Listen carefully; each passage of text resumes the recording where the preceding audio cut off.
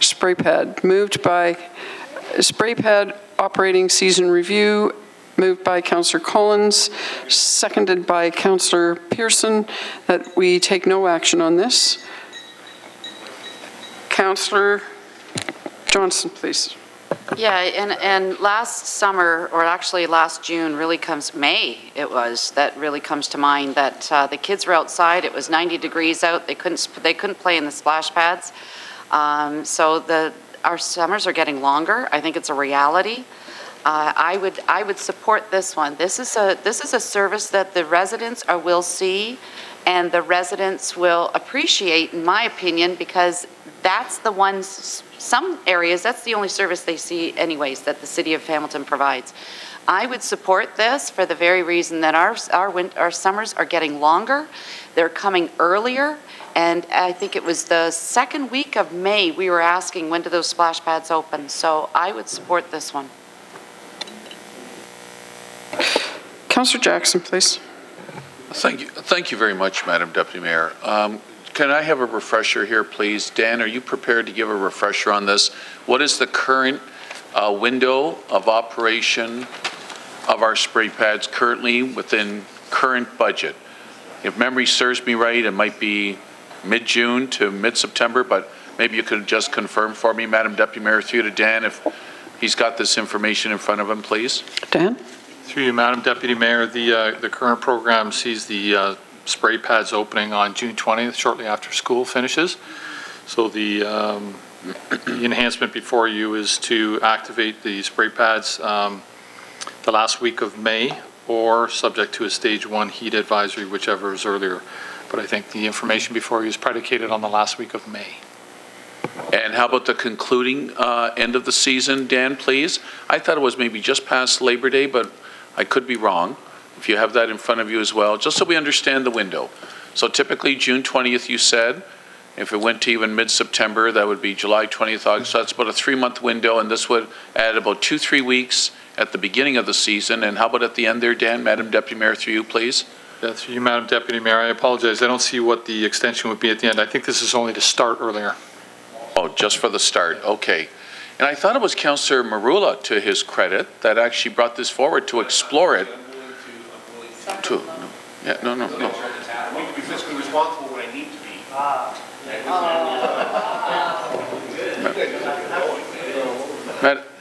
Madam Deputy Mayor, I was giving Councillor Marula a compliment, but do I still have the floor, please? You still have the floor. Thank you. I appreciate that. Thank you. Dan, if we were to approve this, but we had a typical summer of years gone by, and the warm weather didn't come till the normal second, third week of June. You don't turn the taps on in spite of this amount being approved, and hence you would save this amount if we didn't have a hot early summer. Madam Deputy Mayor, through to Dan, so I can understand operationally. Through you, Madam Deputy Mayor, yeah, that would be correct. I think the direction we would take from this is we would have the budget to do it if it was necessary, but if we didn't have a stage 1 alert, we wouldn't do it. Although we would, no, forgive me, we would do it at the end of May. So we could change the direction so that we could set the threshold as just a stage 1 alert, if that's what you're thinking. I guess you'd have to collaborate with the medical officer of health on that one in terms of the heat alert and that. Because I'd like to approve, my point being, and I apologize, I'm not the medical officer of health or you're the general manager of public works. I would like to support approving this, but again, not that the money would be there and evaporate in the budget, but we had a normal type of summer of years gone by where it didn't really get hot till near the end of June, and hence you would save this money. But if it got very hot, like the last couple of summers, starting in just after Victoria Day weekend, then the money's been approved that you could use it, Dan. So, Madam Deputy Mayor, through to Dan, maybe further comment, please. Through you, Madam Deputy Mayor, I just Mike's just sharing with me the actual council report. In the last 6 years, we only experienced a stage 1 heat alert earlier than the end of May on 1 occasion. So the direction we could take is that we would only activate either one or the other, the last week of May or stage 1 heat alert. And if if that's the will of council. Okay, Dan. So, on behalf of the multitude of children in this community, Madam Deputy Mayor, that I strongly support with their families, if the original motion fails to not include the extension of time, then I'd be happy to move this item. I'd be happy to, Madam Deputy Mayor, do I have the floor? Thank you. Take the floor. I would be happy to move this with the caveat and condition that the General Manager of Public Works, in consultation with the MOH, said about Category 1. Thank you. Thank you. Councillor Skelly, please. Thank you, Madam Chair. Clarification, if at this point it's June 1 through the beginning of September, is that correct? June 20th. And historically, we have not had severe heat warnings, extreme heat warnings prior to June 20th, historically. Is that correct, Doctor? Through you, Madam Deputy Mayor, just referencing the report here, there's 3 occasions, June 18th, June 19th, and May 30th in the last 6 years where otherwise we would have been opening the pads on June 20th, but there was 3 occasions in the last 5 years where a stage 1 heat alert was prior to June 20th. Thank you. Thank you through the chair. Doctor, would you suggest that the big concern is the summer, June, end of June, July, August? Through you, Madam Deputy Mayor. In fact, I would suggest the opposite, that the big concern is actually at the beginning of the summer. By the time you get to the end of the summer, you've actually acclimated a fair amount to the temperature. And so you're actually more able to deal with the heat alerts as the summer progresses. So the beginning of the summer and that transition, and when you're having up and down greater variability, that's actually the more important time. Thank you through the chair. I think that that's very important to know, and I worry that there's nothing worse than sitting with all of our spray pads not in operation and we're in the middle of an extreme heat warning. And could the city react, or how quickly can the city react if we have a cold spring? If we don't have a really hot spring going into the summer, are we obliged to open them, or can we just simply keep them shut down and save the funds, or not? Is that what Councillor Jackson was referring to? That it's a flexible timeline? Through you, Madam Deputy Mayor, I think when the staff get them ready, within a day or two, they can activate them. I don't think that's been our practice before, as far as just watching the weather and then trying to delay it if you're having a cooler spring. I could certainly talk to our team about that. I'm not sure why that would be a problem. That would make sense, and would it save money is what I think we're trying to get at. If the weather isn't hot and we don't need to open them, can we just delay it and save money? Or do you need a large amount, a long period of time to prepare? Through you, Madam Deputy Mayor, I think we'd be prepared anyway. We would get them ready in any case. I think without knowing a lot about this, I suspect that June 20th coinciding with the end of school, regardless of the temperature. I know from my own kids, they're pretty hardy. They go out in the cold weather and they'll play in the spray pads. So I think the start date as it is right now really coincides with the end of school. So, and if we were to change that, then we'd probably be looking to council to tell us, or we'd have to come back with a recommendation as to what temperature we'd want to hit for how long. So I think it may get complex if we go that route. So this would keep it at June 20th or earlier? Through you, Madam Deputy Mayor, so our current practice is to open up on June 20th. The enhancement before you is to do it earlier. These are the costs associated with doing it earlier as a request that I think we received. Okay, thank you. Thank you. Councillor Marula.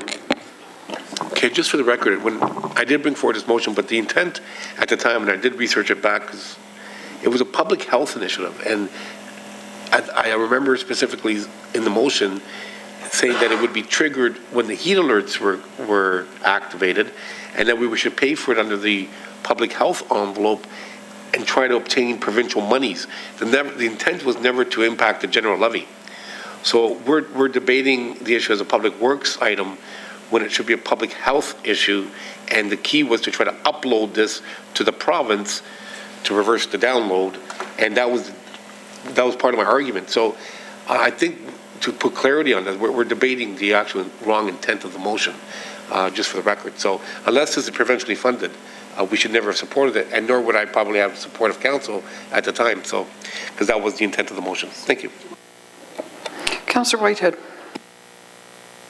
Yeah, I mean, I have trouble if we're locked into a cost and we're running a system and for one day of heat, and I'd rather target the heat day versus just having it and absorbing that expense for the whole period. And I don't know if we can respond that quickly to the system, and I don't understand what the financial impact would be. But on heat days, do we not do something with our swim pools?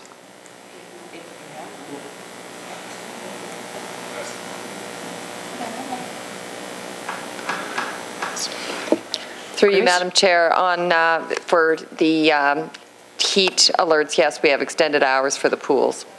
Okay, and can we, and certainly there are geographic areas, as has been identified, that are a little further away from pools. Would we not be able to make exception for those that have to travel greater distance to get access to the pools, and perhaps look at just putting on their systems earlier? I mean, I'm just looking for a hybrid where we can still meet the needs of the community in that 2-week period and lowering the cost.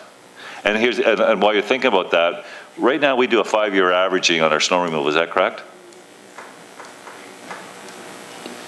Through you, Madam Deputy Mayor, I believe it's a perpetual average we're using that right now. I'd have to confirm that. From a budget point of view, and I'm wondering if we could take a similar approach to this, because not every the first 2 weeks in June are going to be blistering hot or even be usable. But there may be those weeks or days that are. And the question is, if you took the approach with the reserve to average it over the 5 years, you might find that that costs much lower than what's been presented here today. So I'm trying to understand if there's a different model and approach that we can take. To you, Madam Deputy Mayor, and forgive me, I probably don't know as much about this particular issue as I could, but I think the current practice is to open it from June 20th to September the 5th, I think. So the operating costs associated with that are pretty stable. I think they're well understood, so we know when we need to go in there to get things ready to do it. I don't think it's ever been predicated on being driven by temperature, and I don't think we can assume as well that the people who might use a spray pad might use a pool. I think the kids who use a pool might be a little older, but again, I'd have to defer to our staff who operate these facilities. Yeah, well, I'm talking about us meeting our obligations to ensure that on those heat days that there is a cooling area that people can go to. So I'm not going to, and that then is in the hands of people who have access to those facilities. And certainly where there's greater distance from no pools, and I certainly understand and appreciate that we need maybe a different solution for those areas. But when I talk about the averaging, I'm talking about taking that from the end of May to June 20th, average, and you got an $87,000 impact on an annualized basis for that period of time.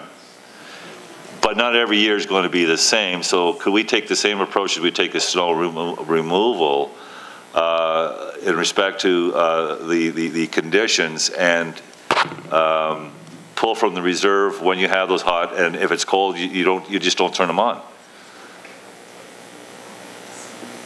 Through you, Madam Deputy Mayor, I could take that back. Are you suggesting that even during a day in July, if it got cool? No. Oh, okay. Just that. Just outside the window. Just the enhanced period I'm talking about. Yeah. No, the summer is the summer. I'm just talking about that enhanced period that we're talking about, because it really has been driven by the odd day, as you've identified in the last 6 years. I think we got 3 days or 6 days, was it? In 3 years? Is that correct? 3 cases in the last 6 years, we're going to justify an $87,000 annualized cost. I'm not on for 6 days of, sorry, three incidents over 6 years for $87,000. I think it's longer than that, Yeah, whoever can answer. Through you, Madam Deputy Mayor, I'm not sure if it's directly responsive to the question, but just something to consider for council as an approach moving forward.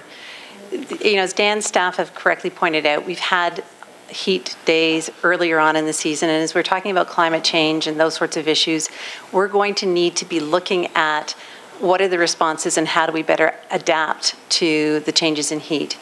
I would suggest, rather than looking just at the spray pad operation at this point, just hearing the dialogue around the table, and Councillor Merula's point as well about, these are about efforts to protect the public's health. There are a number of different ways that we protect the public's health as an organization or offer those environments to them, whether they be through rec centers. The outdoor pools probably aren't open at the same time as that we're talking about, but the indoor pools are. There's other cooling centers. There's all those sorts of things. So this is one intervention in a suite of interventions that we offer around heat. What I might suggest that staff do, rather than continue to pursue this action, especially given our current economic climate, is that we step back and we take a look at the heat response plan and look at all of the initiatives that address heat and the effects that climate change is having in terms of earlier days of heat occurring, and what might be the most cost-effective and, most importantly, effective measures to ensure that people have cool places to go, especially in those early days when they're not yet adapted to the heat.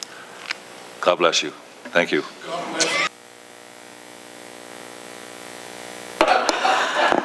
Councillor Johnson. Just on that note, Dr. Elizabeth, just on that note, and that's all well and good, and I think that's the responses that you and your department have done up to this point have been really great. But the second largest ward of this city doesn't have a pool, doesn't have a rec center. So I think that if you're going to be looking at that, I'd really like you to also look at areas that they're just not accessible.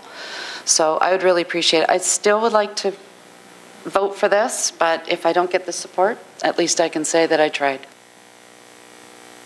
Okay, that was my last speaker. So at the moment, there's a motion on the floor, moved by Councillor Collins, seconded by Councillor Pearson, to take no action on this. All those in favour? Sorry. Councillor Jackson. So we're right, we're debating the motion now, right, on the floor. Madam Deputy Mayor, so through you to Dr. Richardson, so if we take no action and totally then lose sight of this 87,000, I just don't want to lose sight of the issue. So if I vote now to take no action on this, in light of what you said in response to Councillor Whitehead, is somebody, yourself, in conjunction with the GM of Public Works, coming back in the ensuing months into 18 with a strategy? I just need to understand that, Madam Deputy Mayor. Or should we just table this and refer the amount back in light of the strategy too? Through you to Dr. Richardson, please. Dr. Richardson. Through you, Madam Deputy Mayor, you raise a good point, Councillor, because we're hard up against the end of April, and those dates do occur early in May, and it's going to take us a little bit of time to look at the whole piece.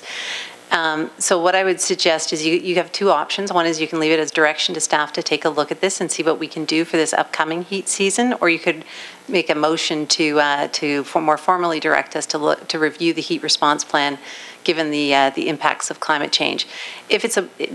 I'm just being careful about staff and what they're able to accomplish in a short period of time. I think we can do a quick review that will be responsive, but I think it does deserve a more in-depth review, as Councillor Johnston has pointed out, to look more at the equity issues and those sorts of things, and that might not all be done for May 16th if that was our first heat day.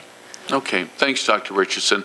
So I get that the mover and seconder obviously don't want to go in the wrong direction of adding to our current budget and our tax level at this time, but I'd hate to lose sight of this amount if Dr. Richardson's strategy comes back and says, especially for this coming May and June, and we have a very, very heat alert 1 early summer again, I'd hate to just lose this entire amount if we need some of it, that's all. So anyways, Madam Deputy Mayor, those are my comments.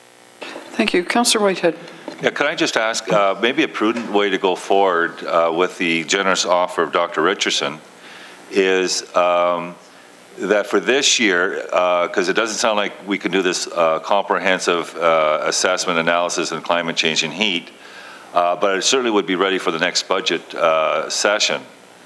And not one that likes tapping into reserves unnecessarily. This is probably one of those ideal situations that there's a commitment to come back with a plan and strategy, and in absence of having that in front of us today and dealing with this fiscal year, that we take from maybe the tax stabilization reserve or whatever reserve you can identify, just to cover this year off, to give our staff the opportunity to find a comprehensive approach to this issue going forward. So I would suggest that. Mike, is that feasible? So through you, Madam Deputy Mayor, if the recommendation is that referred item number 7 be approved as a one-time to be funded from tax stabilization reserve for 2017, pending a report back, comprehensive report back on a heat strategy in 2017. That would be my motion. Good. Thank you. Councillor Vanderbeek.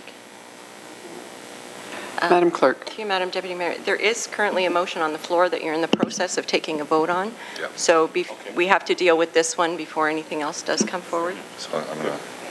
Okay, that's all the speakers I have. And Councillor Whitehead, could you turn your mic off, please? Thanks. So we have a motion on the floor to take no action. All those in favor? Any opposed? Opposed. Carries.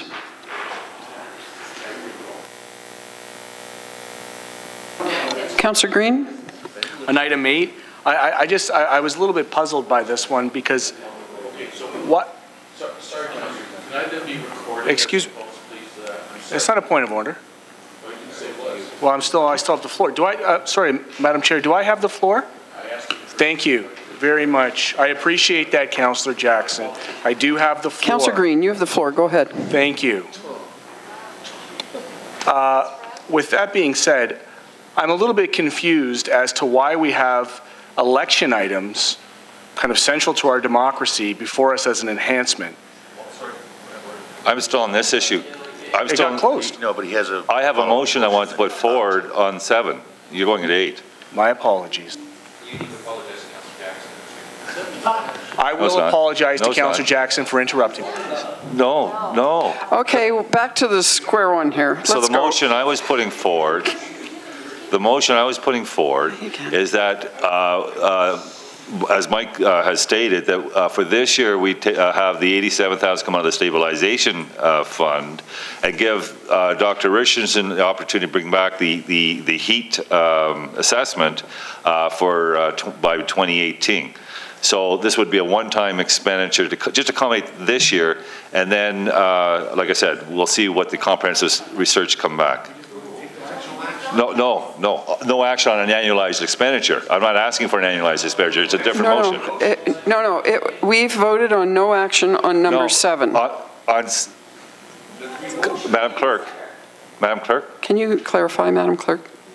Through you, Madam Deputy Mayor, they did do a vote on item 7 to take no further action. It did carry. Councillors Brenda Johnson and Tom Jackson were voted as opposed. It carried. Well, that put me as opposed to then, because I thought I could go. Okay, so we are moving on to item number 8.